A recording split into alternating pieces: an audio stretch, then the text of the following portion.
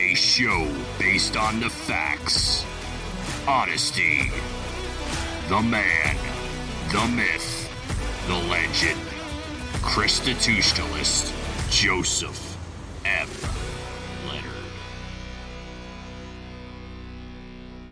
Welcome to Constitutionalist Politics Podcast, aka CTP. I am your host, Joseph M. Leonard, and that's L-E-N-A-R-D. CTP is your no muss, no fuss, just me, you, and an occasional guest type podcast. Really appreciate you tuning in. As Graham Norton would say, let's get on with the show!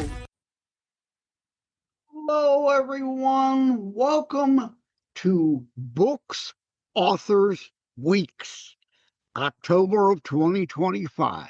I had Health Weeks in February of 2025. I had a Music Weeks, 3 of those in the month of March 2025. So here we are, October. I have a lot of fellow authors I have the chance to have discussions with. So Books, Authors, Weeks, October 25. Without further ado, let's head into a discussion with a fellow author. Welcome to Constitutionalist Politics Podcast, aka CTP. I am your host, Joseph M. Leonard, and that's L-E-N-A-R-D. CTP is your no muss, no fuss, just me, you, and an occasional guest type podcast. Really appreciate you tuning in. As Graham Norton would say, let's get on with the show! Welcome to the show, Edward Willett. How are you? I'm great. How are you? Well, except for that, I was just saying I broke my ankle, so that's not so great, but other than that, I'm fine.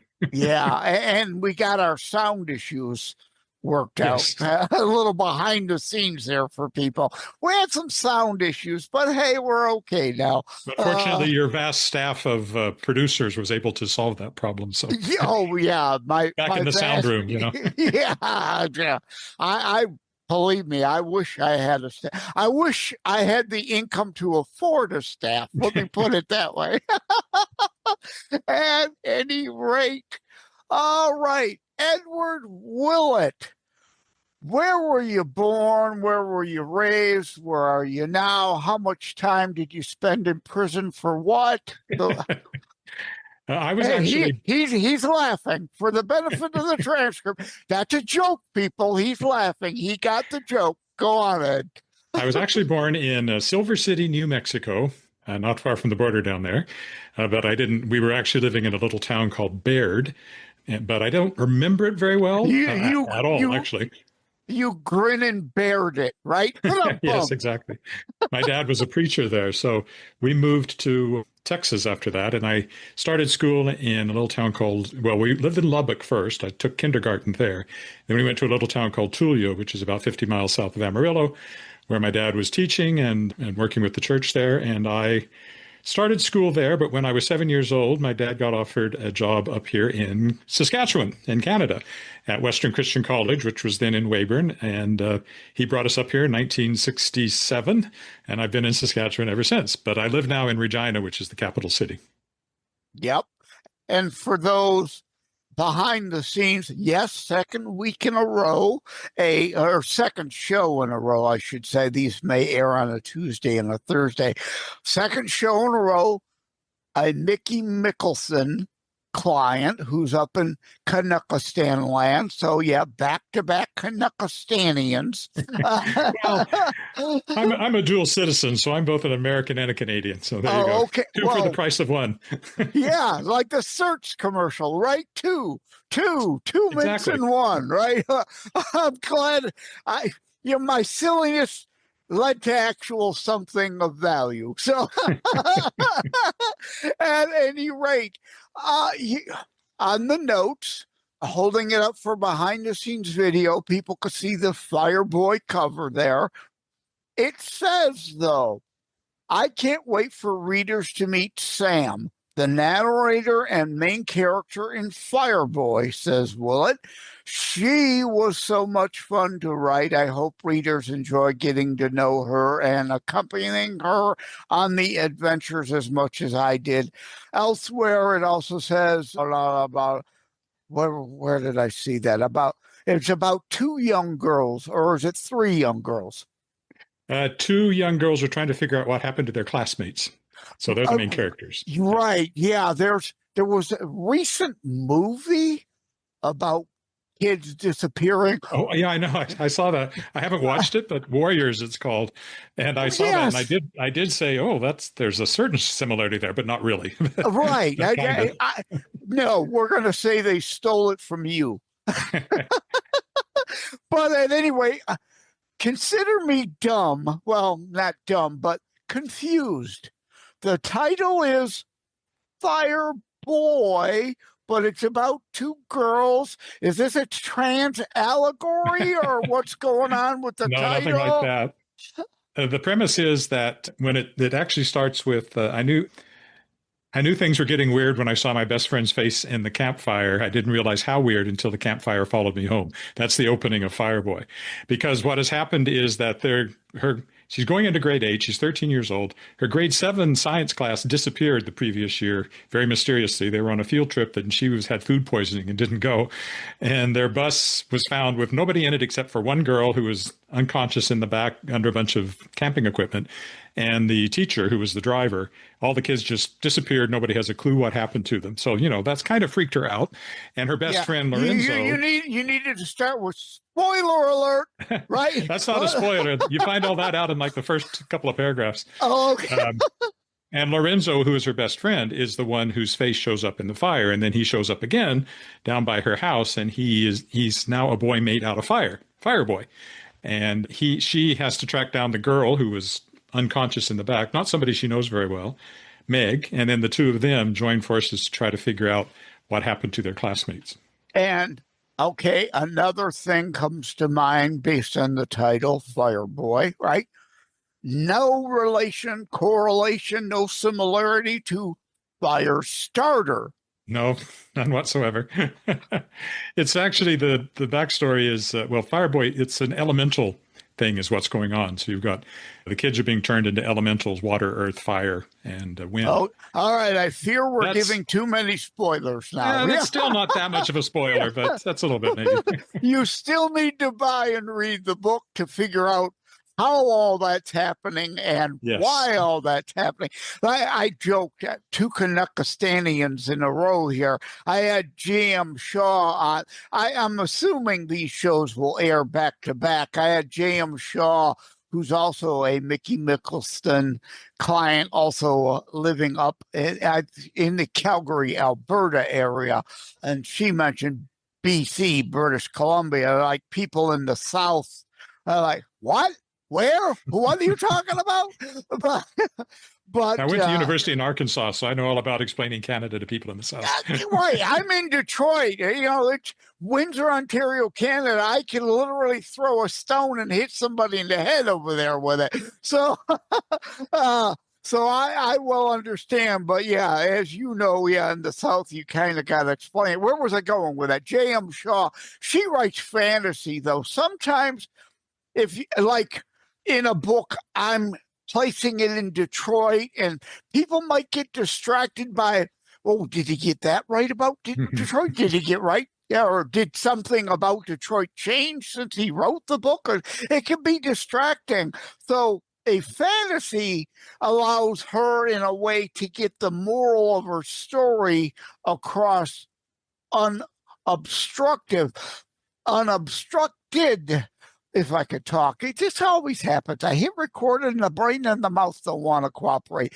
But on the other hand, a dragon. That might be distracting to some and miss the point of the story. What is the setting, the location of your story? It's set in the foothills of Alberta, actually. It would be close to Calgary, probably, but in a fictional town, an entirely fictional town. And in fact, the first version of it, it was set in Montana because I was looking for a U.S. publisher, but then I ended up publishing it through my publishing company, Shadowpaw Press. And I decided, well, now that I'm very much a Canadian publisher, I would set it in Canada. And but it's in a fictional town, so it doesn't really matter except that it's in the foothills of the mountains. It could be the foothills of the Appalachians in the States. So it could have been set there, yes. Yeah, I mean, ignore the country, just take in the setting, the foothills of mountains in France or Germany. So this can and should sell anywhere, yes? I think when it was set in Montana, I referenced Helena at one point, but then once it was set in Alberta, I think I referenced Calgary. So. Yeah, it would get confusing if you're Canada and you're mentioning Mount St. Helens. It would. I had to check a few things there to make sure that I made make the transition over to the new setting. But it doesn't change the story one iota. Right, and that's the point here. Most books, the moral of the story isn't usually, unless otherwise, tied to the location, and that's why, like J.M. Shaw writes fantasy locations. It doesn't exist anywhere, really, and that's my point. Like, I'm wearing the Book of Kennedy shirt. Takes place, technically, she's in the Detroit suburbs. Well, nothing to do with Detroit, the moral of the story. Perfectly fine for Alberta, Calgary, Canada, also, or Saskatchewan, or France, or England, or Germany, or Spain, or Italy. Same true with your story, yes? Stay with us. We'll be right back. It is a myth that terrorism stopped during COVID. Unfortunately, mainstream media opted to prioritize pandemic hysteria over promoting all news. Terrorism continues. Simply hoping that it doesn't affect you is not a strategy. The new book, Terror Strikes, coming soon to a city near you, featured on The Author Show, is now available in paperback from bookstores, online, or as an ebook exclusively through Amazon Kindle. Terror Strikes, coming soon to a city near you by Joseph M. Leonard. Order today. Yes, absolutely. The story is what matters in this case. I mean, I have written stories that are very specifically set in places, and it can cause problems. I have a whole YA series called The Shards of Excalibur, which takes place largely in real places, but it came out. It's about 10 years old now, and it's looking dated because some of the places I referenced, in fact, we were driving to Saskatoon yesterday. There's a place in a little town called Chamberlain called Bennett's Gas, and I have a scene set in Bennett's Gas in the second book in the series. And it's not there anymore. Bennett's Gas is closed. It's not there anymore. They take the bus, the Saskatchewan Government Transportation bus. Well, that's been privatized, and it doesn't exist anymore. So things get dated really quickly if you're really specific. Right. The whole other reason maybe we should all switch to fantasy. It won't go away because it never existed. Well, but it is fun, and this book is set in our world. It's just fantasy is real. I really do enjoy that sort of combining aspects of our world with the fantastical elements. That is fun to do. And you think of things like the James Butcher's stories, the Dresden Files, which are all set very much in a very real Chicago. And that is a lot of the fun, if you know Chicago, is as he blows up various parts of the city. Yeah, or also it can be an escape. Well, if I'm from Detroit, I don't want to read a book about placed in Detroit. I want to read about Chicago or Saskatoon or wherever to get my head out of my locality, yes? Well, yeah, that's certainly one of the functions I've always found in reading is to explore new places. So, yeah, whether they're real or imagined. Travel, like I'm on disability now. I haven't been out of the state of Michigan since 2006 when I last visited Vegas. So the only way I travel is vicariously through books or movies now. Well, now that I've got the broken ankle and I've been stuck in this condo for most of the last 6 weeks, I'm feeling very much the same way. Yeah. All right. You mentioned it a couple times, so gotta go there now. What did you do? How did you break it? Well, it's funny because I was a nice change for the doctors because it's not a sports injury; it's a choral injury. I was rehearsing with the University of Regina Chamber Singers for who I sang with in the late '90s and early 2000s. Not as a student; I'm older than that, but as a community member. And they had a 50th anniversary concert, and we just finished the final concert. And if you know choral risers, they're like 3 steps up. I was on the second step, and then they had some plastic footstools that people have been standing on because we had too many people for the risers. And I stepped down onto one of those stools and it went, and I went down and broke my ankle. Well, I'm glad Missed I the asked. concert, but they did dedicate it to me. So there was that. Oh.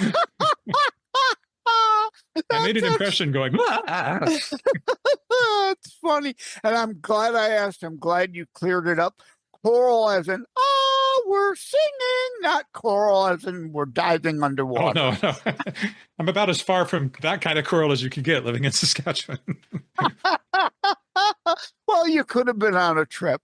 But at any rate, you mentioned another book. We're talking about Fireboy by Edward Willett. Are there books between Fireboy and the one you mentioned from 10 years ago? Yes, I mean I'm the author of, if you count nonfiction as well, I'm the author of well over 60 books of one sort or another for readers of all ages. Oh, you may have the record. I interviewed someone before that had 40, and I thought that was quite a few. But well, a lot of them are very small, like educational books. They're not very big, but they are books, and about 20 novels. So yes, there's been a lot of books. Fireboy, The Shards of Excalibur. I guess, yeah. My main publisher for years has been Daw Books in New York. So I have about 12 novels with them. Now, they were sold and my editor retired, so I've kind of lost my connection there. But yeah, I write adult science fiction and adult fantasy and as well young adult. And this is middle grade, I guess, the age of the character. And I've just finished a new adult novel and I have a publisher interested in it. So I'm hoping that might come out in the next year or so. I'm glad you cleared that up. Some of them are smaller, and then 20 are actual fictional novels. And it's like The Book of Kennedy, and another one, I don't even have the cover or anything for it, a short story, A Lasting Legacy. This came out in August, that came out in September, and people might think, whoa, that's pretty quick. Boy, you obviously threw those. No, they were both in the works for a while, and they're both novelettes. Unlike my Terror Strikes, that is 286 pages long, these are both, in the 100 area. So it doesn't take as long to write. And more importantly, a smaller book, less cost. Yeah, because the cost of everything, after the Biden administration, the Biden inflation years, which caused a worldwide inflation, double-digit stagflation. I know my disability budget it wreaked havoc. My cost of living adjustments nowhere near kept up with the cost of the inflation of things. So people have less disposable income. It's going to take time for wages to go up more than the rate of inflation over the next 4 years for people to get their disposable income levels back to afford books. So are you conscious of that at this point in time? Well, I'm very conscious because I run a traditional publishing company. So like Fireboy, I was published through it, but I publish a lot of other authors, and I am a traditional publisher, which means I do have a hybrid side of things where sometimes authors will put the money in to help for the costs, but my main publishing, Shadowpaw Press, is traditional, which means I bear all the costs up front. And you've seen those costs go up. And I have. Yeah, And even it's been a big, very noticeable, yes. Yeah, even if for self-publishers going up and uploading through Amazon, the cost of the print side of the books I've seen almost virtually doubled. So either you raise the price of the book or you accept less of a royalty profit margin. For your side of it, it's your book publishing company profit side of it. Have you seen a pinch? Profit and book publishing really doesn't go together.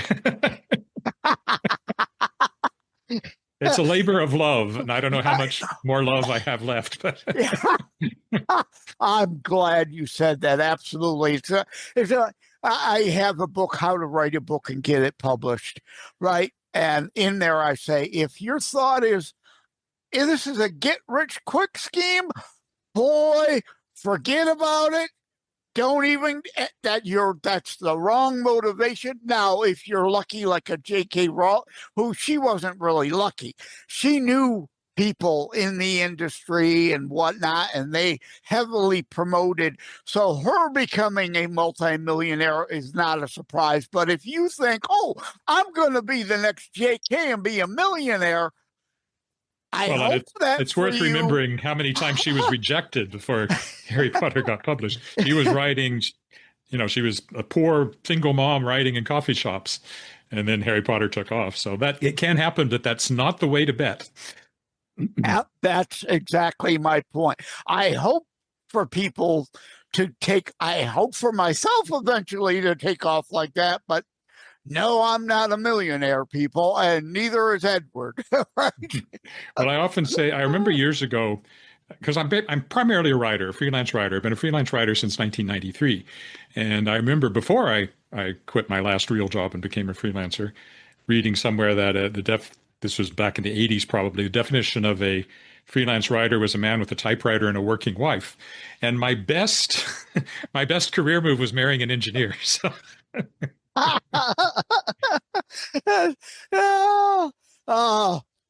Something, a general notion, and like the You're Mr. Mom. If for those who remember that movie, right? It's. I had a friend who was that way, Fred. He got laid off, but she had such a good job. They up and moved to Atlanta, and he just worked odd little part-time jobs, and she was the major breadwinner. There's nothing wrong in that if that's the case of somebody. Indeed, to your joke about freelancer, a working wife. Well, it's, I would have made a living as a freelancer, but I would have taken more jobs that I wasn't particularly interested in taking. And I would not have made the living to which I've become accustomed. I think that would be the other way to say that. Okay. I'm going to go ahead and start to wrap it up. I call it today's Twitter attention span. The shorter, generally, the better, leave them wanting more so that they can go and find more. And indeed, where can they find more? You have a website? I have everything you could ask. The website is edwardwillett.com is my main website. So it's my name, 2 T's on Willett. The publishing company is shadowpawpress.com. And then on the social medias, I'm on X at eWillett and Instagram at Edward Willett Author and Facebook at Edward.Willett because I missed the memo about having the same handle on all of your. And you have a .com as opposed to Jennifer the other day, if I'm recalling right, has a .ca. You haven't become fully Canuckian because you don't have a .ca. Well, but my publisher was Daw Books, and I was a U.S. published author and primarily still am. So the .com, I never even thought. I don't even know if CA was available when I got mine. I've had that website for a long, long time. Okay. Oh yes, and I should also mention my podcast, which is The World Shapers, and that's at theworldshapers.com. And also on Twitter at The World Shapers, Facebook at The World Shapers. You're not allowed. You're competition now. I don't do it as often as you, though. I'm like every 2 weeks, so it fills up pretty quick. I have a book called Podcasting Quick Start Guide, right? And I start off slow, build, right? If I don't want to build it. I'm happy at every 2 weeks. Oh, okay. I'm only Saturday monologues and generally a Wednesday guest, but I've been interviewing so many guests of late. I'm doing Tuesday, Thursday drops. So you can always grow and it looks good. But if you contract, then people, he lost his audience. Why is he doing less? So going more is okay. Going less, it becomes a problem. It could pick up, but I've been doing it for 6 years now. I'm only up to episode 200, so it's not cranking Yeah. them out like some people do. Right. Yeah. And also the way I do mine is I'm up to like 250 monologues, and my guest appearances during the week I call specials, monthly, weekly specials. So they don't even, I could cheat if I wanted and call number all of them. Look, I'm up to 750. I'm not here to play those games, though. Obviously, neither are you. You're comfortable with what you're doing, and I'm comfortable with what and how I'm doing it, too. Likewise, I'm sure we'd love to go viral like a Joe Rogan, but, Sounds like a lot of pressure. that's true, too, right? If you're a J.K. Rowling or a Joe Rogan, then yeah, there's a whole, all right, yeah, I don't want those pressures either. I'd like to sell more and have more listeners to my show, but yes, I don't want 1 million, because then, right, it's a problem. It's new problem. More money, more problems. For sure. Some happy medium in there would be good. Yeah, yes. I'm with you on that. All right. Well, thank you. I've gone off the rails now here, but thank you, Edward Willett, for coming on. I appreciate it. All right. Take care. God bless. Thank you. Bye. Like and subscribe to Constitutionalist Politics Podcast and share episodes. We need your help. Thank you for having tuned in for Constitutionalist Politics Show. If you haven't already, please check out my primary internationally available book, Terror Strikes, coming soon to a city near you. Available anywhere books are sold. If you have locally run bookstores still near you, they can order it for you. And let me remind, over time, the fancy high production items will come. But for now, for starters, it's just you as a very appreciated listener by me. All substance, no fluff, just straight to key discussion points. A show that looks at a variety of topics, mostly politics, through a Christian U.S. constitutionalist lens. So again, thank you from the bottom of my heart. Take care. God bless. We're tuning into books. There will be several different books, authors, several different authors, books, authors, weeks for October of 2025. And remember, you can check out my books at josephmleonard.us/shop. And again, Joseph M. Leonard, it looks French, it's not Leonard, it's Leonard without an O, and I have to put the middle initial in there because there is a Joseph Leonard who is also a Christian author out of South Carolina, so I have to make that distinction. And going in line with books, authors, weeks, I've joked as guests on other shows, I am not he is not me, and neither of us will be confused for Shakespeare. And frankly, most writers out there are not going to be confused for Shakespeare. They're not trying to be. There might be a few that, looking for that Renaissance era feel, but hey, it's a new millennia, people. Right? This is the here and now. It isn't Shakespearean Renaissance area. If you're looking for Shakespeare, reread Shakespeare. Take care. God bless. Love you all. Like and subscribe to Constitutionalist Politics Podcast and share episodes. We need your help. Thank you for having tuned in for Constitutionalist Politics Show. If you haven't already, please check out my primary internationally available book, Terror Strikes, coming soon to a city near you. Available anywhere books are sold. If you have locally run bookstores still near you, they can order it for you. And let me remind, over time, the fancy high production items will come. But for now, for starters, it's just you as a very appreciated listener by me. all substance, no fluff, just straight to key discussion points. A show that looks at a variety of topics, mostly politics, through a Christian U.S. constitutionalist lens. So again, thank you from the bottom of my heart. Take care. God bless.